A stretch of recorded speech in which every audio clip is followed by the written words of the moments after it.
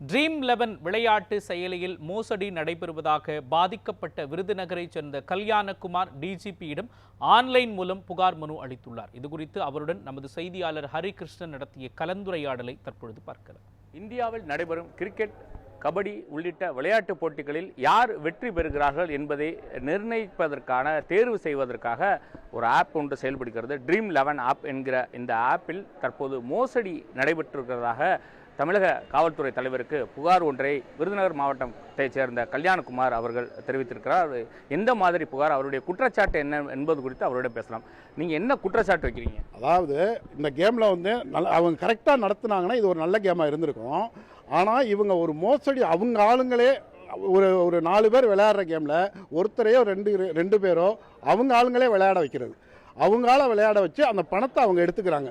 அதே மாதிரி நான் ஒரு 200 பேர் லிஸ்ட்டு, ஸ்மால் லீக்னு சொல்கிறது, இந்த ஸ்மால் லீக்கில் 200 பேர் லிஸ்ட்டு நான் எடுத்து உங்களுக்கு கொடுத்துருக்கேன். இது ஸ்மால் லீக்கில் மட்டும். ஆனால் கிராண்ட் லீக்கில் பார்த்தீங்கன்னா அது நிறைய நடக்குது. அதில் ஒரு 5% டீம் அவங்க போட்டுறாங்க. இப்போ 1 கோடி, அதாவது 1 கோடி விளையாடுறதுனா 5 லட்சம் டீம் போடுறாங்க. அப்போ ஏன்னா அவங்க கலந்துக்கும் போது ஃப்ரீயாக கலந்துக்கிறாங்க. அந்த கம்பெனி ஆளுங்க ஃப்ரீயாக கலந்துக்கிட்டு மற்றவங்களாம் போடுற பணத்தை அவங்க எடுத்துக்கிறாங்க. இது நம்ம 10,000 ரூபாய்க்கு மேலே டிடிஎஸ்ன்னு சொல்லி கவர்மெண்ட்டுக்கு பிடிச்சிட்டு 1 வருஷம் கழித்து கிளைம் பண்ணலாம்.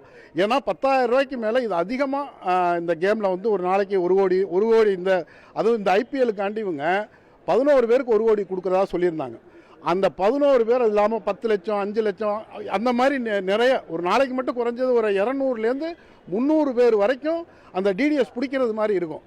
அப்போ இவங்க எல்லாமே இவங்க எப்படி கவர்மெண்ட் ஒரு ஒத்துழைப்பு இல்லாமல் நடக்குமான்னு எனக்கு சந்தேகமாக இருக்குது. மக்களை விழிப்புணர்வு, இது நிறைய விளையாடுறது நார்த் இந்தியன் பீப்புள் தான்.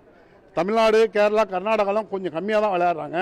நார்த் இந்தியன்ஸ் அதிகம் விளையாடுறாங்க. அப்படிங்கிற போது இதை மக்களை அவங்க பணத்தை காப்பாற்றணும் அப்படிங்கிற ஒரு நல்ல எண்ணத்துக்கு நான் சொல்கிறேன். இந்த முறைகேட்டை தடுக்கிறதுக்கு என்ன செய்யணும்? அதுதான் நான் இப்போ கம்ப்ளைண்ட் டிஜிபிக்கு, தமிழ்நாடு டிஜிபி கொடுத்துருக்கேன். எனக்கு 6 லட்ச ரூபா லாஸ் ஆச்சு. இதே மாதிரி அதிகம், ஏன்னா நான் கிராண்ட் லீக்னு அந்த ஒன்று தான் விளையாடுவேன். நான் ஒரு 4 வருஷமாக விளையாடுறேன். ஆனால் இப்போ இதில் 25,000 கேமெல்லாம் இருக்குது.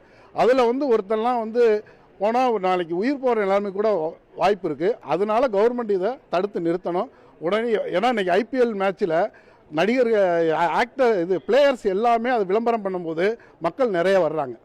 அப்படிங்கிற போது இதை எப்படியாச்சும் கவர்மெண்ட் கொண்டு போய் நிப்பாட்டணும் நான் தெரிஞ்சுக்கிறேன்.